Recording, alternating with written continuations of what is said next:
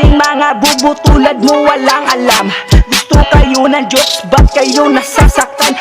Joke kayo ng jokes, kakaiba naman. Kung ayaw nyo sa joke ko, walang maririnig. Ba't kayo nasasaktan sa mga jokes kong malupit? Alam naman na joke, hirap tandang nakikinig. Nagbibiro lang ako, pero masakit. Bumabanat na ang rapper, bumabanat din ang flip top, bumabanat din ang singer, bumabanat din ang beatbox, bumabanat din ang dancer, bumabanat din ang hip hop, bumabanat din ako. Makikinig kayong lahat. Alam naman na joker, ba't nyo pa sineryoso? Maraming mga tao tulad mo makatambubo. Rahin na kita at pakinggan mo ako. Kung bubuwang usapan tulad mo naman luloko. Nagbibiro lang kayo, nagbibiro din ako. Kapag kayo ay nagjo-jokes, nakikinig ako. Kapag ako ay nagjo-jokes, napipikon kayo. Bakit napipikon ba ako sa lahat ng jokes nyo?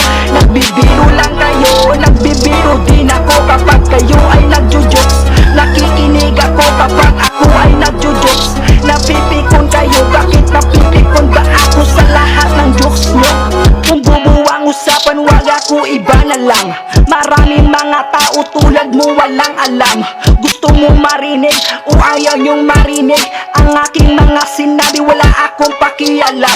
Nagbibiro lang kayo, wag kayong mapipikon. Hindi ako katulad kanino na kailangan mapikon, na dapat kailangan alisin, di kailangan harapin. Ang iyong mga sinabi di ko kailangan tanggapin. Wala kayong magagawa kung ano ang desisyon. Sa mga kunting biro ko agad kayong mapipikon. Nagbibiro lang kayo, handa akong makikinig. Kapag ako ay nagjo-jokes, hindi kayo nakikinig. Anong dapat kong gawin na kailangan tanggapin?